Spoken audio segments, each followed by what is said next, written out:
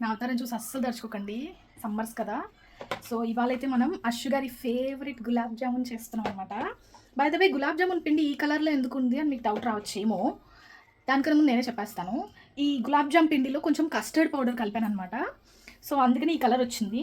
Custard powder plus gulab jamun taste అయితే చాలా బాగుంటుంది, మీరే చూసేయండి. జస్ట్ నార్మల్గానే గులాబ్ జామున్ ఇదిగోండి పాలేసి కలిపాను అనమాట నేను. పాలు, కస్టర్డ్ పౌడర్, గులాబ్ జామున్ అంతే, ఇంకేం చేయలేదు. జస్ట్ కలిపి ముద్ద పక్కన పెట్టేసుకొని బాల్స్లా చేసుకొని చేసేయడమే. ప్రాసెస్ మీరు చూసేయండి అండ్ టేస్ట్ ఎలా ఉందో అశ్షు గారి రివ్యూ చూసేద్దాం. నేను ఇప్పుడు ఒక మంచి యూస్ఫుల్ టిప్ చెప్తాను అనమాట. సో నేను ఇప్పుడు గులాబ్ జామున్స్ బాల్స్ చేస్తున్నాను అనమాట. సో జనరల్గా ఎక్కువ పిండి ఉండి గులాబ్ జామున్ ఇట్లా ఉండలు చేసేటప్పుడు ఏమవుతుందంటే రెస్ట్ ఆఫ్ ది పిండి డ్రై అయిపోతుంది అనమాట.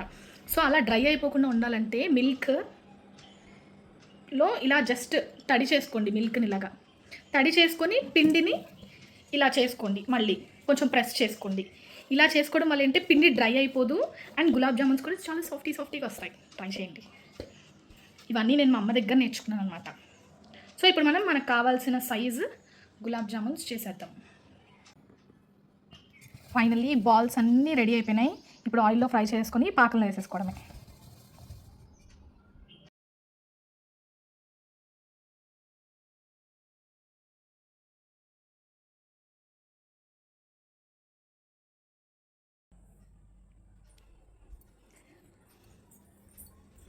మూసుకో కల్లో.